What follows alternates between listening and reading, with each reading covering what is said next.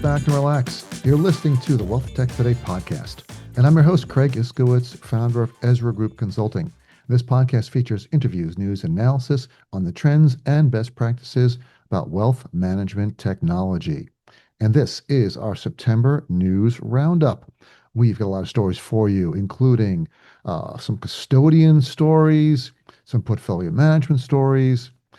We've got some broker-dealer stories, some financial planning stories, and of course, the Advisor Tech Map and the Ezra Group Wealth Tech Integration Score.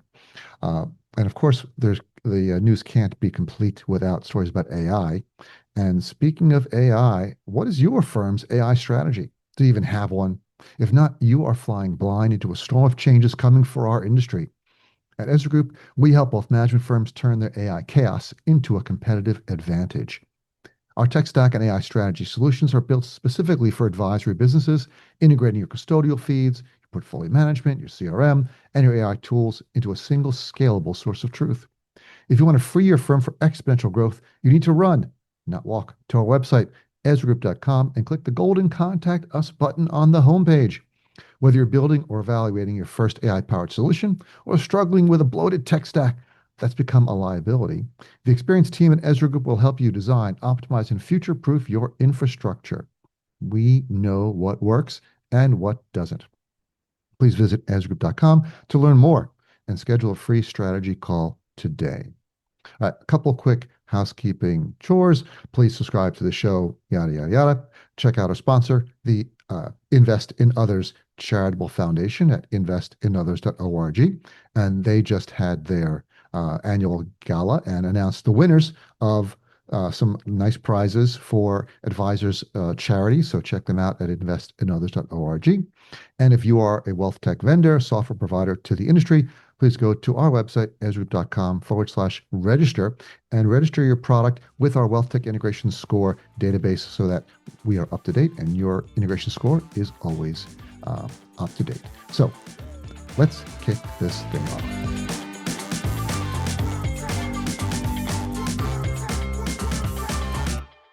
Our first story, Altruist partners with Ritholtz Wealth Management to expand access to financial advice. This came from a couple of articles, including Think Advisor and wealthmanagement.com. Altruist, the modern custodian built exclusively for independent RIAs, today announced a new custody relationship with Ritholtz Wealth Management, a national RIA co-founded in 2013 by Barry Ritholtz and Josh Brown, that's overseeing more than $6 billion in assets for high net worth clients and institutions. Altruist was added to the custodian lineup at Ritholtz, including Schwab, Fidelity, and Betterment. Now, with Altruist, advisors will have access to account opening, reporting, trading, and billing and custody on one platform. The custodian's account opening process typically takes a few days.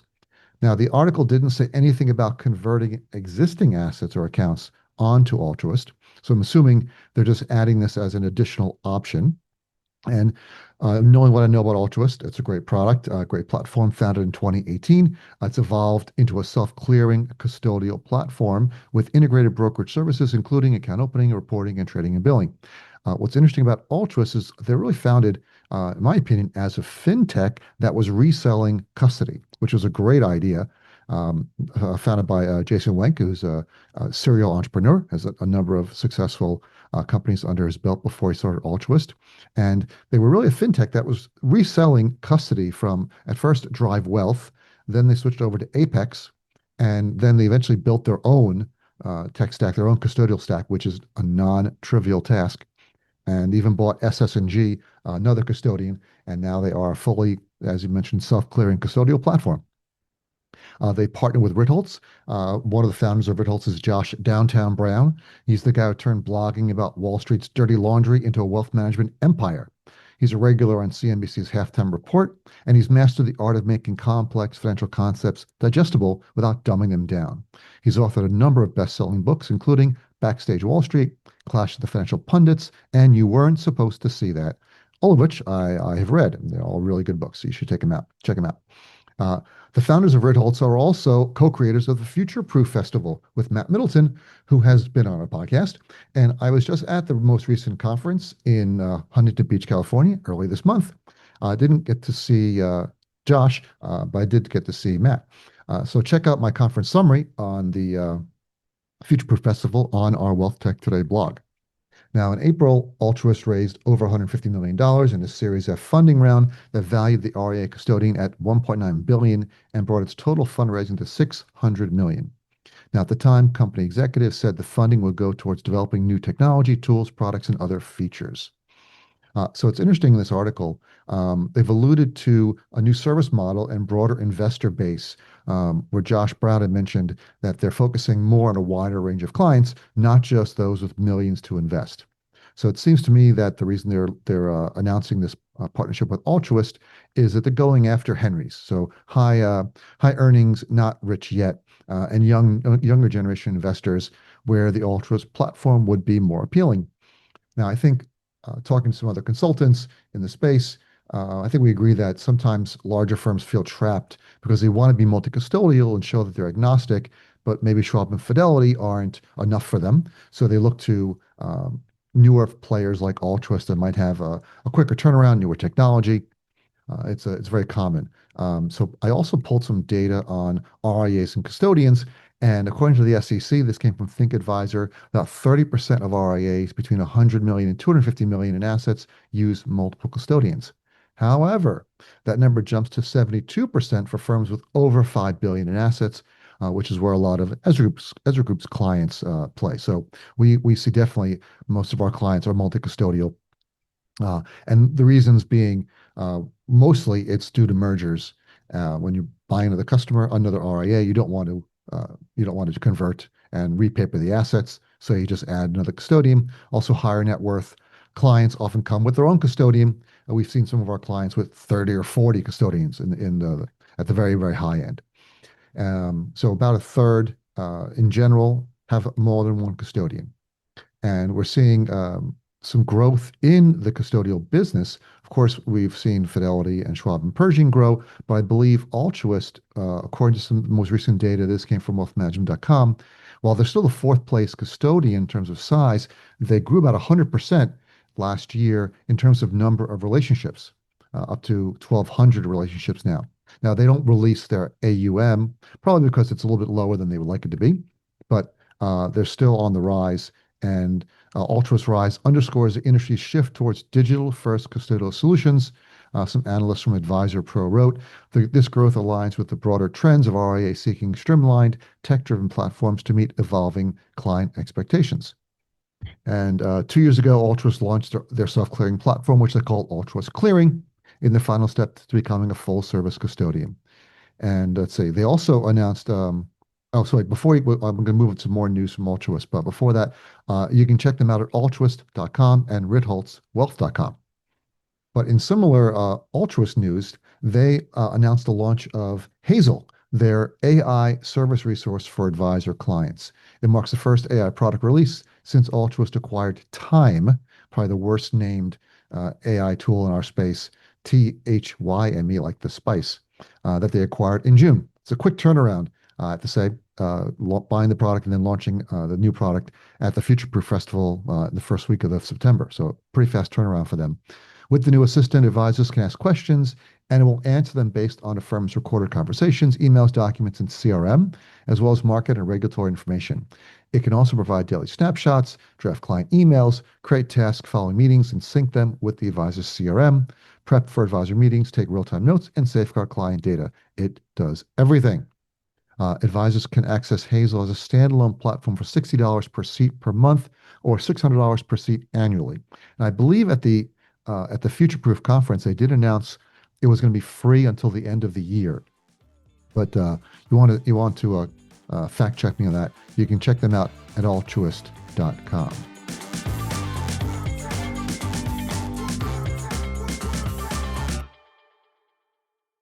Next up, Sigfig has a pulse and added a non-robo brand, Tandems, as it sharply pivots to larger bet on AIizing, three product lines to look more like Orion and set up the decade's deferred exit for investors. I love the headlines at RIA Biz. I'm just going to breeze through this story about SigFig. I love Brooks' note at the top of every story. The robo-advice threat or dream is gone for now in terms of it managing trillions and replacing RIAs and other humans. But the robo-advisor experiment left a good mark. It lured young, talented people into the wealth management business who might otherwise have gone a different direction. Ex-Amazon Mike Shaw is one of those.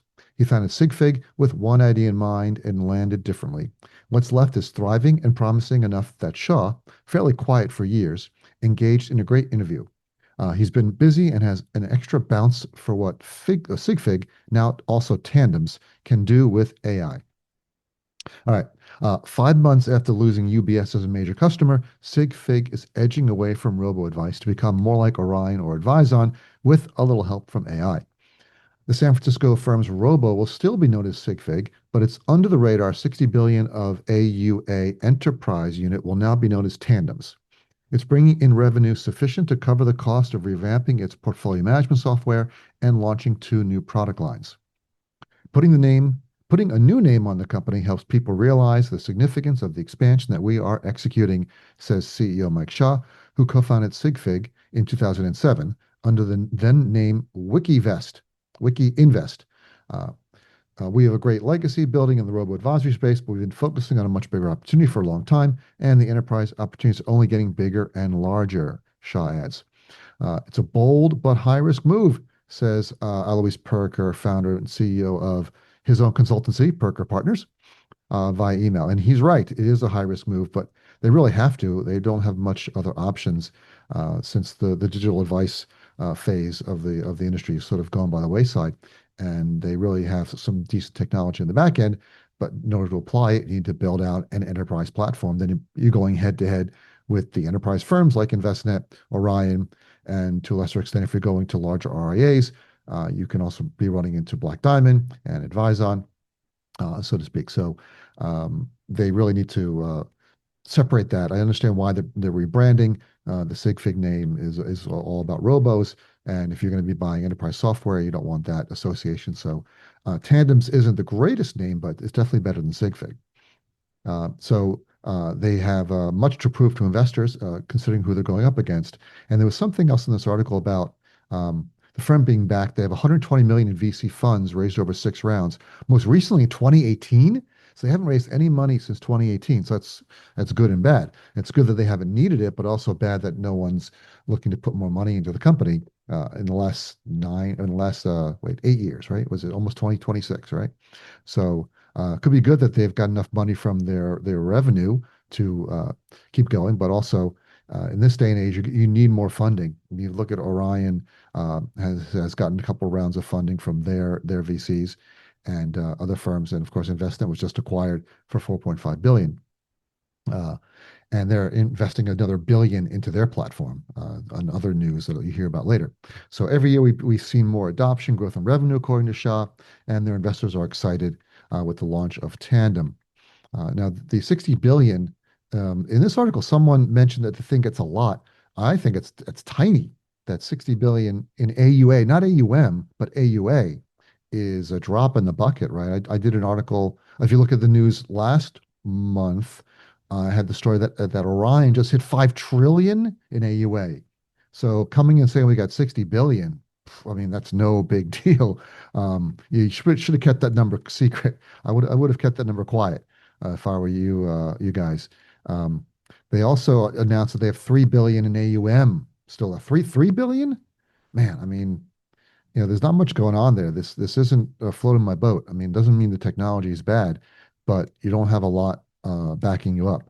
And when they lost UBS, they pulled the plug on their joint robo in May. A lot of people questioned SigFig/Tandem's long-term viability, and you have to. It doesn't mean that the software isn't good and isn't functional, but there's so many other players that have so many more assets, right? Envestnet's also in the 5 trillion space. I think InvestCloud with their APL subsidiary is over 6 trillion in AUA.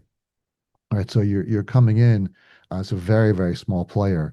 And I know a lot of large enterprise firms don't want to bet the farm on a firm that's small, especially for their core. If you're looking at some point solution, sure, they'll take a point solution. They don't care about your AUA, but if you're coming in as a portfolio management solution, that's going to be different.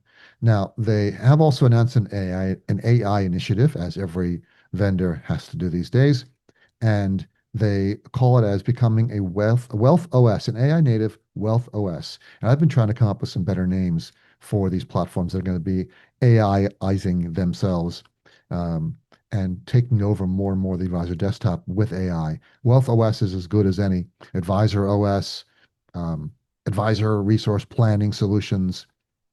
Uh, I had a meeting, my monthly meeting with Michael Kitces to talk about the Advisor Tech map, and I came up with the term AI blob, which I don't think anyone's going to market that, but it does seem to be turning into a blob.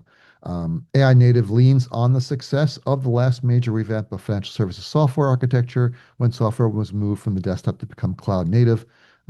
Quoted Mike Shaw. Vertical refers to an application made specifically for a particular industry and use case.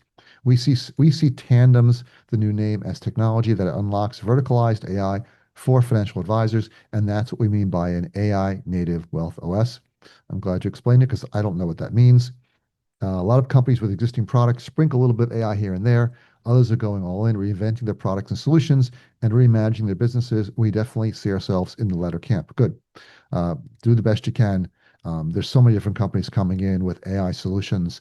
I was at the XYPN conference just now. I'm actually recording this from the XYPN conference, and there's a bunch of new products out there that are building AI native from the ground up solutions that are just doing everything. They're not only becoming CRMs and financial planning tools, but they're doing portfolio management, risk tolerance, reporting, proposal generation. They're building as fast as they can, and it's all brand new stuff.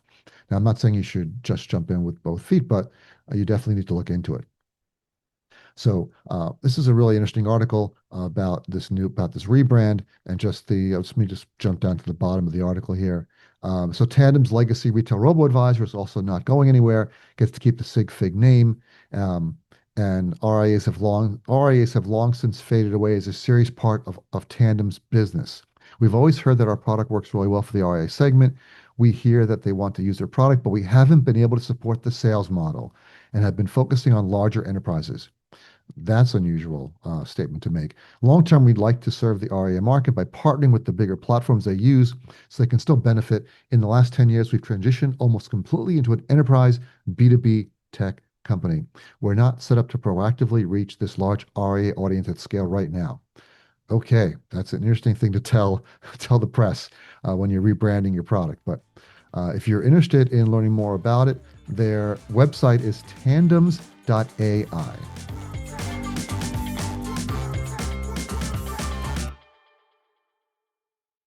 Next up, Envestnet to pour $1 billion into platform enhancements by 2030. Envestnet unveiled its 5-year strategic plan during a presentation at this year's Future Proof Festival in Huntington Beach, California, pledging to invest $1 billion in an effort to transform the advisor experience on its wealth management technology platform for broker-dealers, RIAs, and institutional partners. This moment marks a redefinition of who we are and where we're going, said Chris Todd, CEO of Envestnet. Advisors are telling us they want to consolidate with fewer partners, deepen integrations, and leverage better wealth tech that helps them expand their business, especially to serve high net worth markets. The capital reinvestment will be supported by Envestnet's recent acquisition by Bain Capital. The private equity firm purchased Envestnet last year for $4.5 billion, following a rocky period for the fintech organization, one in which the firm faced pressure from shareholders and industry observers concerned about the pace of its aggressive acquisition strategy and its ability to fully integrate acquired entities and capabilities. The roadmap will help Envestnet provide a fully connected solution that equips advisors with advanced, integrated, and configurable tools across trading, reporting, financial planning, portfolio management, client engagement, and more. Now, the early phases, according to the press release of the plan, will focus on UMA advisor-traded sleeves. That's a good thing. We like that. Flexible householding, always a problem. Alternative access, and portfolio management. Other early focus areas include comprehensive manager research and consulting, new multi-custodial options, significant improvements to the client portal, can't beat that, that's a good one, and new interactive dashboards. These plans include its Tamarack platform for RIAs and Money Guide tool for financial planning. I guess that squashes the rumors of sales of selling Tamarack if they're investing in it. That's a good thing. We don't. I thought that was a good thing to keep that. That's one of their best products. So glad they're investing in that. So this is all good news. We like investments in the tech platforms, especially a lot of our clients are running Envestnet, whether it's the Envestnet Enterprise platform or Tamarack or any of the other tools. So we like to hear that vendors are investing more into the platforms that our clients are using. But the question is, where's this money coming from, and can they sustain it? So this is clearly a marketing pitch. We know they're investing in R&D. Envestnet never stops investing in R&D, as do most of their competitors. But this sounds like a boost to their existing R&D, which is also good. If you look at the data on other firms around in the same space, analysts show that the average software company spends around 20% of revenue on R&D, although some spend more than 40%. That's from Boston Consulting Group. Now, if you look at the numbers, Envestnet's 2024 filings show about 600 million in annual expenses. And if they do devote a third of that to platform investment, that works out to around 200 million a year the next 5 years, which gets you to a billion. So if they were to do that, that would put them above the average spending. It's hard to find uh, exact data for firms that are exactly the same as Envestnet. If you look at other very successful software firms like Salesforce, they only do around 15% of revenue R&D. But other vertical SaaS firms, like in the global life sciences industry or in the property and casualty insurance industry, are closer to 25%. Twilio, which is a little bit bigger than Envestnet, around 4 billion in revenue, they do about 23% of their revenue in R&D. So if Envestnet is pushing towards 33%, it's more than marketing spend, right? That's aggressive by industry standards, and it signals a meaningful shift towards product engineering, which again we are big supporters of because we want our clients who are using Envestnet to have more capabilities, more functionality, more integrations across the board. Now they're competing Envestnet against on the RIA side with Tamarack against Black Diamond, Orion, Advizon, and other firms, and on the enterprise side competing against also Orion, but Vestmark, InvestCloud, so in some areas Charles River. So these are the kind of firms. Again, we don't. These are all private firms, so it's hard to get R&D numbers from any of them. But we do hear about a lot of new functionality and features, and we expect them to keep integrating or keep building out and investing in R&D. So it's definitely a good thing that they're doing this. Now, of course, it can cover a lot of ground of platform enhancements. They still have a lot of work to do, and we know that Bain at some point wants to sell this. So hopefully they're really building out more capabilities and enhancing some of these key areas, especially around AI. I'm interested to see that. And if you look at some of the other articles we've written about Envestnet, I was at the Envestnet conference, Elevate, and in April we posted an article. And one of the takeaways was data intelligence is moving from dashboard to decisions. AI tools now power natural language querying, prescriptive analytics, and embedded insights, enabling firms to scale smarter without hiring teams of data scientists. So this is an under the radar capability that Envestnet has that other firms are building. I know Orion is doing a lot of work on their business intelligence and data capabilities. But I think Envestnet seemed to be a little bit ahead, especially using AI. As coming from my background with a computer science degree and spending a lot of time as a business analyst, one of the biggest problems was working with BI tools. Um, and they're super robust. So you need to really spend a lot of time understanding all the different SQL queries and tables and how to get stuff. And even if they give you a lot of widgets and tools and dashboards, trying to wade through them all to find exactly what you're looking for is difficult. And at the Elevate conference, they showed an AI tool where you could tell it what you wanted. Hey, I'm an ops person. I want to look at rebalancing and trade orders. Can you build me a dashboard for that? And it will pull the right widgets and the right tools out for you and build you a dashboard. Um, and then you could also look at the databases and do some BI work in the same way. You could talk to it and say, I want to do a report on net assets for this branch or for this subsidiary. And it was really cool. So I thought that type of stuff is kind of under the radar. It's not really flashy like some other AI systems are, but very, very helpful for a lot of our enterprise clients that are looking to enhance their business intelligence and run their firms in a more mature capabilities. So the bottom line, it's not a blank $1 billion check from Bain. Investments under a lot of pressure to show they're becoming a better platform company and not just a service provider of bolt-ons and not just a bunch of different applications that they've acquired, that it's a full seamless end-to-end platform. Um, we've been looking at their hiring pipeline and seeing they're hiring a lot of engineers, which makes a lot of sense if you're spending more on R&D. And unlike Envestnet, most direct competitors are private and don't publish the R&D line, so it's hard to benchmark. But we see this as super beneficial for clients. So check out our website. You can look at a bunch of articles and a bunch of podcasts we've had with Envestnet, or you can go to envestnet.com to find more information.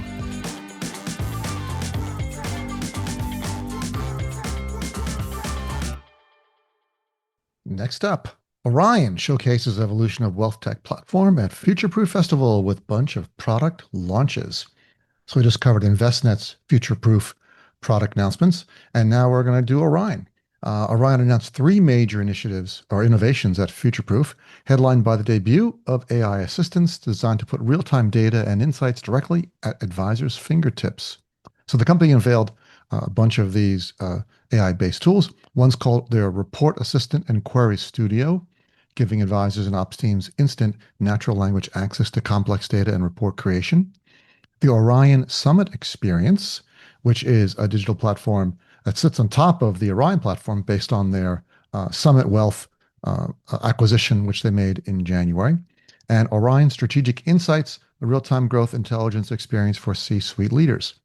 So together, according to the press release, these new tools reflect Orion's commitment to deliver a unified, scalable, and deeply personal wealth tech ecosystem built to empower fast-growing advisors with smarter tools, actionable data, and AI-driven insights.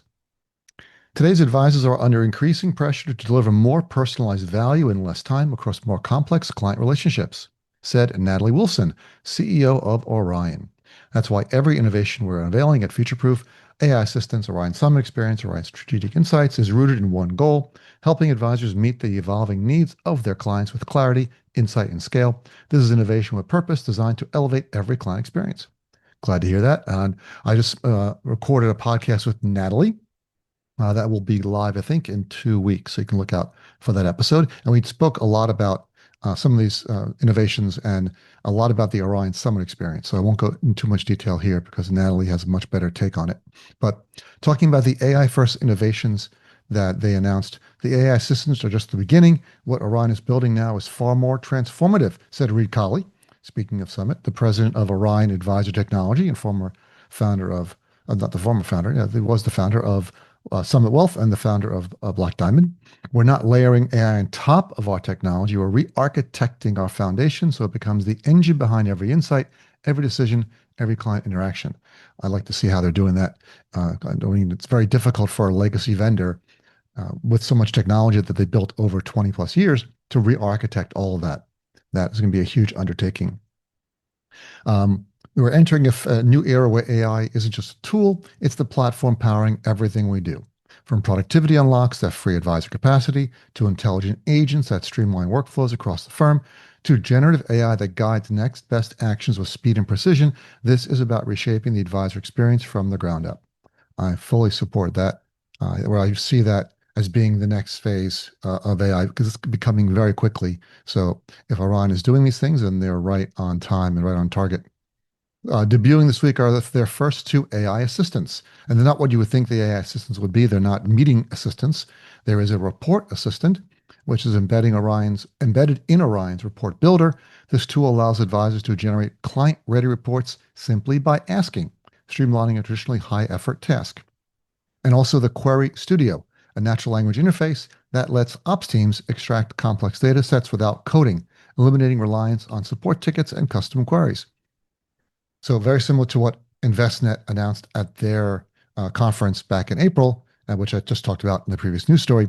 Really like this stuff. It's, again, under the radar, not as flashy, but really, really helpful for ops teams and other back office people who need this kind of data to feed up to the management to be able to run their firms better.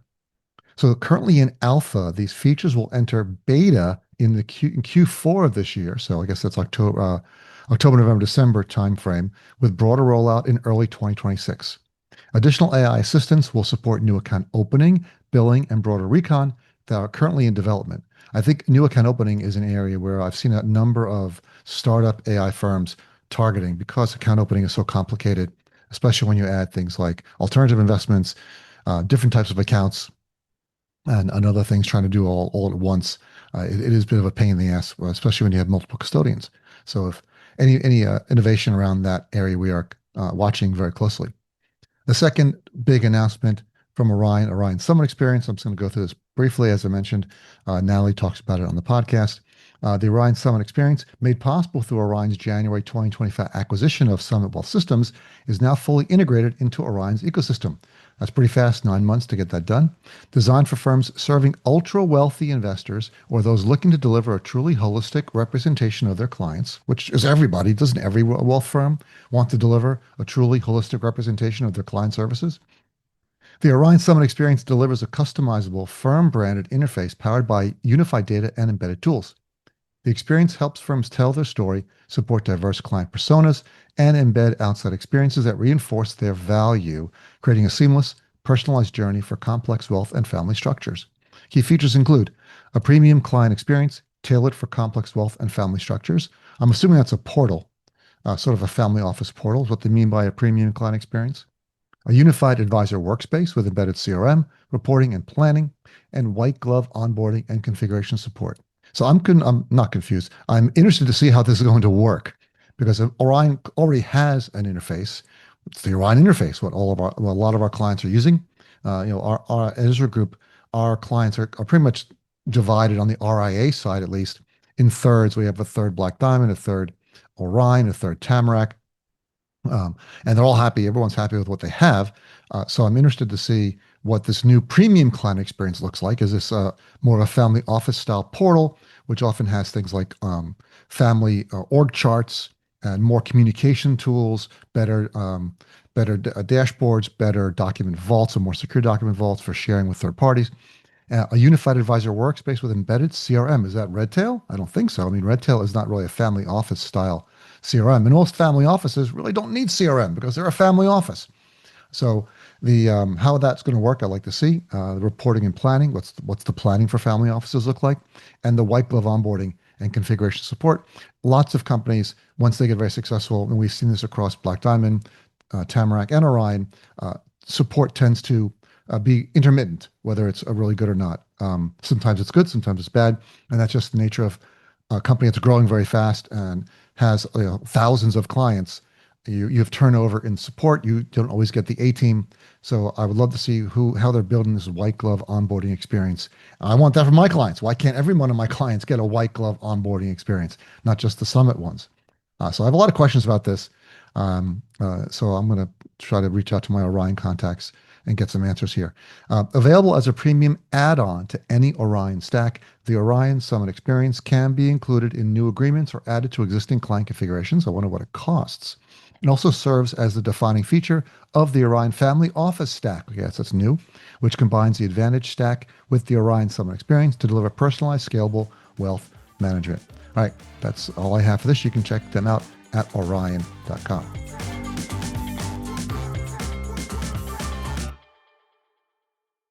All right, in acquisition news, GTCR buys MarTech platform FMG from private equity owner.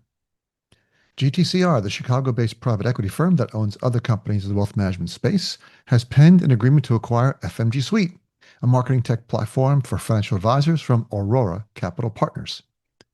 GTCR has a long history investing in wealth management and fintech companies, including AssetMark, CapTrust, Foundation Source, and others.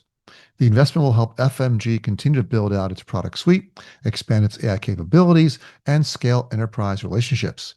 FMG currently services over 50,000 financial professionals and 3,500 property and casualty insurance agencies. They've got an all-in-one marketing platform that they've built up over the years that they believe makes it easy to market effectively and everything you need in one place: website, development, email, campaigns, social media, content and posting and automation, blogs, events, video and printed cards, all in one place. On their website, you can see they can just share relevant content. They've got the content and image library, email and newsletter creation wizards, automated communications, and deep CRM integrations. Now, the digital marketing category has really boomed over the years, and I think there's going to be a lot of consolidation and overlap in the areas. If you look at the Keatis Ezra Group Advisor Tech map, in the business development category, in the business development area, there are four subcategories, and they are really growing quite relatively rapidly and a relatively steady clip. So we've got digital marketing. There are 37 applications in digital marketing. And I think we're missing a few that maybe provide services to advisors, but we don't have them on here. But 37. Advisor to lead gen, there are 23 apps. Prop Gen Sales Enablement, there are 17 apps, and prospecting, there are 9 apps. So what's that, 50, 60, 77, 86. So it's 86 applications just in the biz dev categories. And there is some overlap there if you think about it. They're all starting to merge in some areas. So, digital marketing is a very wide range of applications. You've got things like Seismic, which is more of PowerPoint organization tools with some, and then they bought Grapevine 6, which was a social media uh, content tool. So that's really where their digital marketing comes from.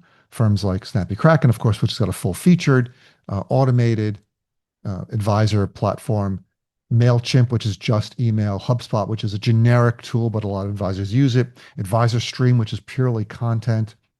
So it's really a wide range of applications. Some are full featured, some are standalone point solutions. But I think they're all going to start moving in the direction now that AI makes it so easy to build out other features and functionalities. Advisor lead gen and prospecting are seeing a lot of overlap. I was at the XYPN conference in Austin last week, and I was honored to be a judge for their fintech competition. And a couple of the applications were all-in-one AI platforms that were building out dashboards and onboarding and wealth and portfolio management and CRM capabilities and financial planning capabilities all at once. So they're just building as fast as they can, figuring some advisors will want an all-in-one solution for one price rather than buying a bunch of point solutions. It's not going to work for everyone, but these tools are going to grow over time and get better and better. We saw an application called Finny, which you may have heard of.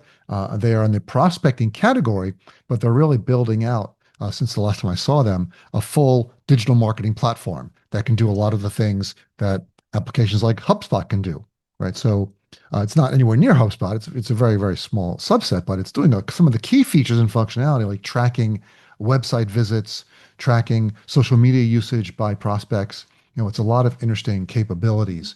And then there's things like Wealth Feed and Wealth Hawk that track money in motion and generate personalized emails and outreach to different prospects.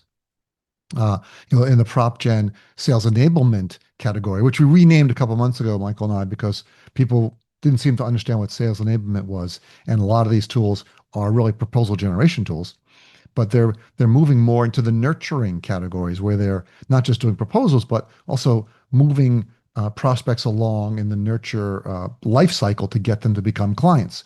And that's sort of what digital marketing should be doing, what lead gen also kind of does in some cases. So there's lots of different overlap, lots of different ways to skin this cat. And also, of course, advisors have different marketing strategies. Some of them focus a lot more on direct marketing, doing their own content, their own social media outreach. Others are very into buying leads. And then that becomes and then closing those leads is their way of growing. Others have centers of interest. A lot of them have referrals, of course. So there's different tools that can support all those different aspects. So as long as we've watched FMG, they've been primarily focused on the enterprise broker-dealer market. But after nearly a decade-long spree of private equity-backed acquisitions, that's expanded their feature set and their user base. So just a quick review, FMG Suite was founded in 2011, and they've been buying up competitors with their different private equity backing. So in 2016, they started buying when they were owned by K1 Investment Management, where they bought website provider, website developer, advisor Launchpad in 2016. Then they bought Agency Revolution, an insurance marketing automation software company that gave them access to the insurance rep market. Then they bought Advisor's Assistant, a CRM for advisors. That's 2016. So in 2018, they bought Marketing Pro, a marketing automation platform with content libraries aligned to advisors' compliance needs. And they also bought Platinum Advisor Strategies, a marketing consulting firm. Then in 2020, they were sold from K1 to Aurora, another PE firm, and they started more acquisitions. They bought 20 over 10, which was another website development company. Funny, 20 over 10 is their company name, and they were bought in 2020. So lots of 20s there. They bought a company called Vesterly in 2022, which was actually one of the first content automation tools that came out, but they were so early. Advisors didn't really understand how to use them, and Vesterly never really took off the way I thought they were going to. They were just early, and as a lot of very wise startup founders and PE people say, if being early is just like being wrong, or being too early is just like being too late. Right? You have to be just on the right time to really make a mark in whatever category you're in. Vesterly was too early, and they hung around a bit, and they finally sold what was left of the company when it was kind of going down the drain to FMG, and they bought some of the core technology. And then they bought client texting platform MyRepChat in 2023. So all of this has resulted in FMG becoming one of the only and one of the self-proclaimed all-in-one digital marketing solutions for advisors. They also strongly expanded into the RIA space, and that expansion seems likely to continue now that FMG Suite is getting fresh capital under its new owners to fuel even more acquisitions. A great article on the Keatsis.com website on the latest, their FinTech news monthly article. Some good recommendations or some good projections there where they're going to be deploying this money. Are they looking to acquire? Who would they acquire? Would it be Finny or WealthFeed or WealthHawk? Well, in the AI prospecting category, would they buy a prop gen tool like Virgil or CapIntel? Or would they buy some sort of compliance? Or even would they buy one of the main competitors like Snappy Kraken, who's owned by FinTop Capital and Flyover Capital? Maybe the PE firms make another deal. And they really start expanding. So you got to think big. Think big, go big or go home. Snappy Kraken, FMG we're talking about. FMG, their WealthTech integration score could be higher. It's only a 5.2. I'd like to see that move up a bit into the 6, at least to the 6 area. I think maybe the PE firm can do some investing into integrations and help FMG in that area. If you want to find more information about them, they are at fmgsuite.com.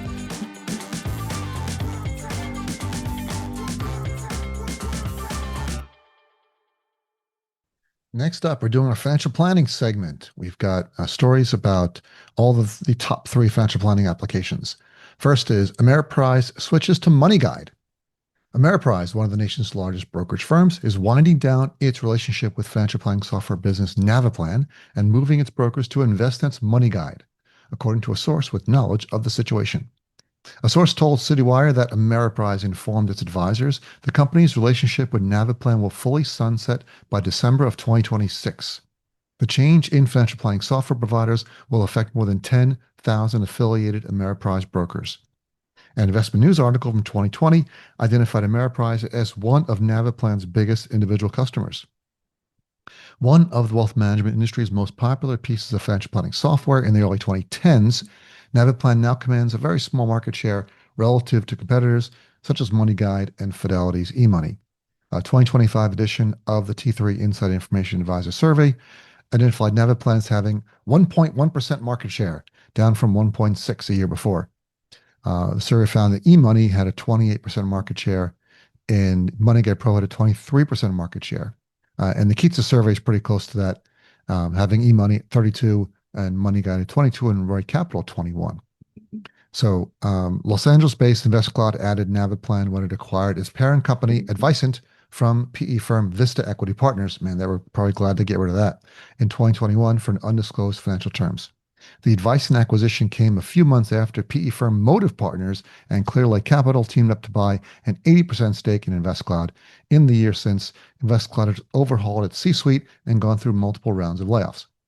MoneyGuide Pro has a integration score of a good, robust integration score of 6. I really should look at what Navplans is only a 4, so that's pretty crappy. Navplan, if they really expect to stay in the business, needs to increase their integration score.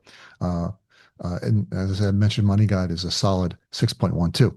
If you want more information about Money Guide, go to moneyguidepro.com. The second story in the financial planning area is Right Capital launches advanced business planning features. Right Capital recently announced a product enhancement which enables users to input key data regarding a client's business, model cash flows, assets and liabilities, long-term financial opportunities, and more. You can do this directly within the financial plan. That advisors can review the business's assets and liabilities like bank accounts and properties, model out potential sales strategies, review revenue and expenses, and more. For many clients, their business is their most important asset. This feature ensures this asset is a key consideration in their financial plan. As a small business owner myself, I think this is a great idea.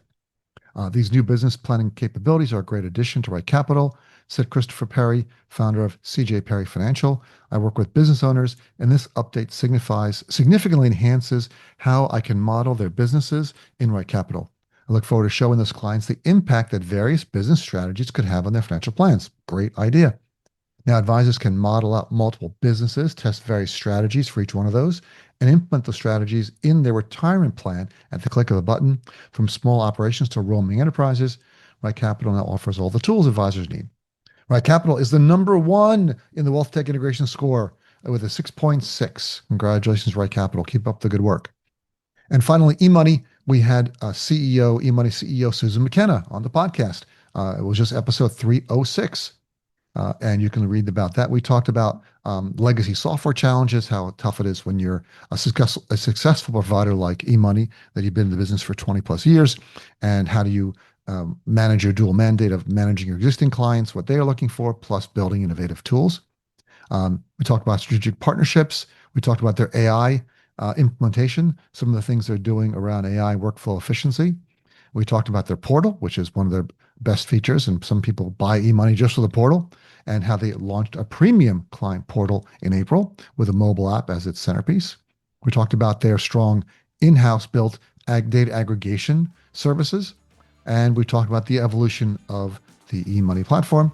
And of course, eMoney has also a very solid WealthTech integration score of 6.11, and you can learn more about them at eMoney.com.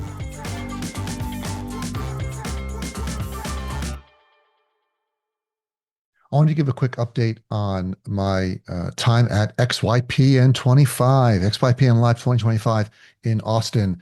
Thanks to Michael Kitsis and the little team there for inviting me down to be a judge for the fintech competition. And I apologize, the news is running long this month. I think we're over 45 minutes at this point. I'm just going to rip through this really quick so I can get to the Advisor Tech map and get you out of here. We did the judging of the fintech category, campaign. I can't talk anymore. The fintech contest, which is every year at XYPN. I was a judge last year as well. I'm just going to quickly go through the vendors, the applications that came in. One is called FinDash, and that is fin-AI is their website.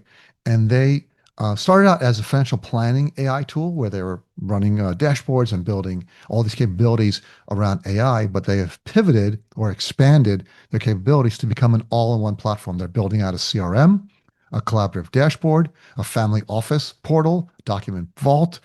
They're also moving into marketing. As I mentioned earlier, everyone's moving into marketing. They're building outbound email campaigns, nurture campaigns. They're building risk tolerance, planning projections, and they're integrating. So they're doing just about everything. Fin-AI. The next application up is called Finny, which we talked about earlier. I'm sure you've heard of these guys. They are a marketing platform. They made a big splash when Josh Brown invested in them last year. Was it last year or still this year? That was back in March, back at the back down in Miami, Future Proof Miami, when they announced that. And I had Ed and Ovadia on the panel when I was there. So they're a marketing tool. They enhance your marketing team. They can identify prospects, do automated outbound emails, keyword searches, live research on your prospects. They have a database of 300 million people that you can get access to, and they can identify the exact right target clients for you. They can track your website visitors like a HubSpot would do. I mentioned email campaigns with a workflow designer, which is pretty complex. So great tool there, Finny, Finny.com. Third category was improve, which is Impruve.com, improve.com. And this, they're calling themselves an AI operating system. I wasn't really impressed with their presentation. They didn't do a demo. They sort of just had a interesting presentation about what they're doing, but not really showing us anything. So I really couldn't give them a lot of score, a very good score. But they claim they've got an AI operating system, which is a end-to-end AI platform that can do CRM, note taking, and a bunch of other stuff. You can check them out at improve.com. Another interesting tool, vitals.ai. I thought this was interesting. They're building, it's called advisorvitals.ai, and they're building practice management. There's a lot of interesting dashboards that they're sucking in data from the CRM, from portfolio management, from financial planning, and using that to automatically build dashboards that evaluate your data, give you insights into your clients, into segmentation, into AUM growth, client retention. Very cool stuff. I would like to use this for some of my clients. When we come in, we spend at least a week or two doing analysis of the data, and we've got some of our own internal tools, but this is better. I'd rather use their stuff and replace it with ours. So I think if you're an advisory firm and you're looking to get some practice management insights, you should check out vitals.ai, advisorvitals.com. Sorry, advisorvitals.com. Next up was I'm going to do the winner last. The next one was Your Stake. And Your Stake started out as an ESG direct indexing tool, which they say they still have those capabilities available, but they have pivoted strongly into another advisor intelligence tool, which seems to me like an all-in-one solution where they're gathering data from all across the firm, cleaning it up. They're building up portfolio intelligence, asset optimization, tax transition, risk tolerance. They have an AI note taker, task management, proposal generation, just everything. Soup to nuts. All these, I'm going to call them kitchen sink AIs, where they're just building out everything they can. I'm not sure the breadth and depth of all these and how well they work. We only got a quick demo, but everyone's doing this. I really see this as the future of the advisor desktop, where everyone's going to just start building everything, and you're going to have these giant kitchen sink applications, or as Michael and I were calling them the other day, the AI blob. It's just this giant blob of applications all mushed in. So that's yourstake.org is their website. And finally, the last company that we reviewed is called Water Lily, and they were the winners of the XYPN Live 2025 FinTech contest. And they are very cool technology, a lot of interesting stuff in the back end to automate long-term care for advisors, for helping their clients buy long-term care insurance. And they had built some very cool analytics for arbitraging plans and looking to show which plans provide the most value, which based on the cost and benefit and the cost and proposed how much money they plan on giving out in that particular plan based on the client's health and longevity. You could arbitrage and say, hey, this plan is this dollars, but we expect it to pay out this many dollars. And they really go very deep into claim payouts, and they have their own insurance desk for advisors who aren't licensed. Oops, sorry, I'm scrolling through their website. Sorry about that. That was the CEO, and they were the winners, and we really liked them. I know I was sitting next to Michael on the judges table, and he liked them as well. Be able to predict the future. I think they're really going to shake up the long-term care insurance market once they get some better traction. So they're at Water Lily, just like it sounds, waterlily.com. And that's really my review of XYPN. I was really enjoyed being there. If you are a financial planning firm, small advisory firm, and you should look into joining XYPN. It's really a great value for the money.